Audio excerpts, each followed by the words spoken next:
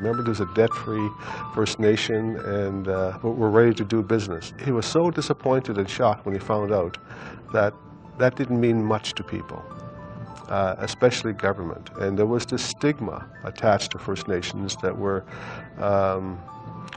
we managed poorly, or were corrupt, or were debt-ridden. And unfortunately, Membertou was painted with the same brush. And I remember speaking to Byrne about that, and he was so discouraged because he thought this was the holy grail, that once you achieve your balanced books, that everyone would come running to your door.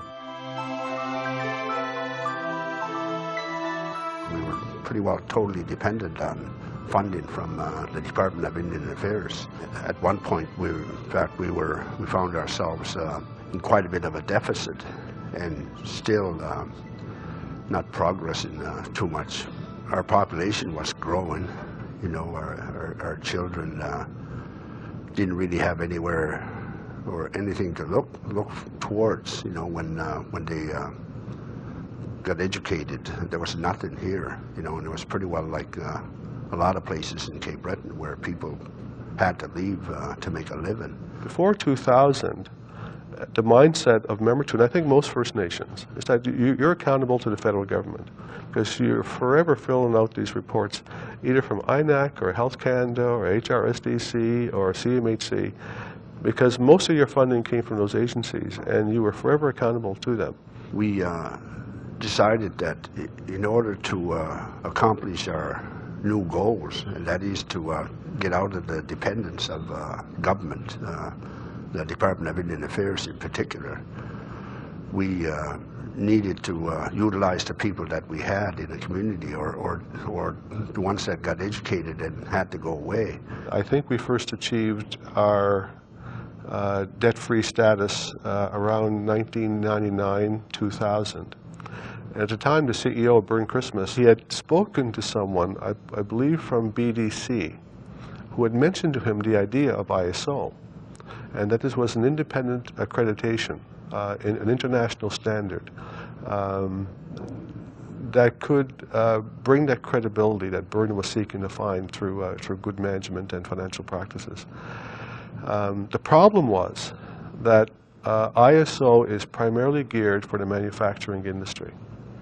And how do you transfer, or how do you translate ISO from that kind of business sector into First Nation governance? When I found out that they were trying to get this certification and what their goal was with it, I really supported it. I wanted to look in it because with any organization, developing policies and processes and accountability based on that, it strengthens any organization. I've worked hard to you know, to be honest and to be truthful to my people so that I can persuade them to move in the direction that I feel is right for all of us. As time went by and more information was given to the staff and management,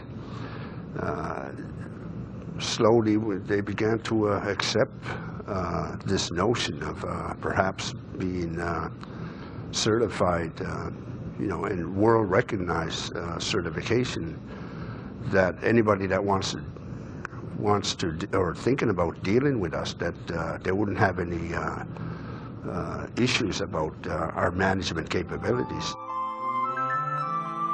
Say what you do what you say, and prove it. And so it's just 3 simple steps. What Membertou was seeking was that external accreditation, that external measurement, that the internal processes of Membertou were sound, were strong, and were credible. ISO gives us the opportunity to objectively prove that the management practices within the community are strong and up to an international standard. So the first challenge was to put on paper what our practices were. So in other words, we had to develop a policy manual. It's not only do you have to translate Mi'kmaq practices, but a lot of the practices were also rooted in Mi'kmaq language and culture. And then to translate that into an English policy manual was painful. Fortunately, we had an excellent QA practitioner who actually worked out of, retired from Michelin Tire, and he developed the QA and ISO program there. He had the foresight and I think the flexibility to be able to realize that to develop something in Membertou had to require a brand new model, and it became a First Nation model on how to document governance practices in the community. I think it wasn't for him. I think we would have gave up a long time ago. But he had a way of making this real, making this come alive, make this practical, and at the end of the day, we finally developed a QA manual. Almost the first week, we start receiving phone calls from major companies wanting to partner with Membertou. And part of it was that some of these companies can only partner with companies that had ISO designation. And we were the First Nation to have ISO designation. So Lockheed Martin, for instance, from the States had called us and said, well, they're planning to put a bid in to the Canadian government, and they need an ISO First Nation partner. And almost immediately they were at our doorstep asking us, how can we partner together? What ISO did for us is that it changed how accountability happens in the community. Because part of ISO is you have to survey your customers or your clients. You have to determine if your clients are satisfied with your services. Overall, it's the community who are making the decisions. It's the community that's being directly impacted by the decisions that are being made. And if they're not happy with the way things are being run, or they're not happy with how their name is being used in the public eye, then it's their right, and they definitely have that right to talk to the government, make sure that they're doing what's right for them. First and foremost to its community members, but the governance sees itself, I think, accountable to its partners as well, and that's a sign of maturity as well, where they will take a look and balance those interests, and the balancing is done to make sure that I think the greatest good is done for the greatest number of people within this community. There are a variety of ways that we keep our communities informed, depending on what the information is. For example, our annual audit, we send it out to every household in the community, a hard copy of that. There's a copy of it on our website for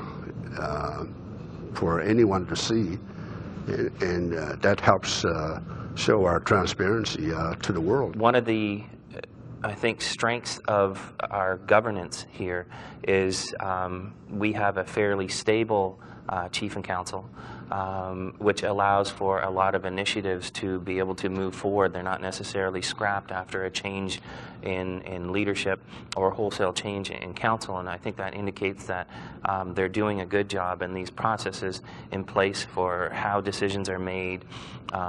People have certain portfolios that they're responsible for. They kind of act like a very informed board of directors now. Ever since our economic boom started, the attitude and the knowledge and information that people have in the Sydney area about Membertou has dramatically increased. In fact, about 2 years ago, there was a study done. It was actually a survey, a public opinion poll done by Indian Affairs. They had surveyed 7 municipalities in the country, including Sydney, about their attitudes about the Native people in their areas. And of those 7 municipalities, Sydney had the highest opinion of its First Nation population than anyone else in the country. Membertou is very supportive of community members and really anybody, all of their employees who work in their businesses, upgrading their education. Membertou has paid my way through an industrial engineering degree and through a master's in business administration, and it's made all the difference in the world in my life. Once I was educated, a lot of the projects and things that I was doing for my degrees were based in Membertou, and they were very supportive of that, the band government, and as well as managers and people who work within the operations here. People want to do business with the larger First Nation and its corporate entities. What it did, though, was it built a confidence in people in this community that we can do this. It was like a model of success. If we need to seek funding from government sources, or if we need to finance a project, Membertou's name goes forward before even us get to the table. So that helped a great deal. So I think just building the reputation of the community as a good business partner has gone a long way in allowing a lot of these benefits to occur.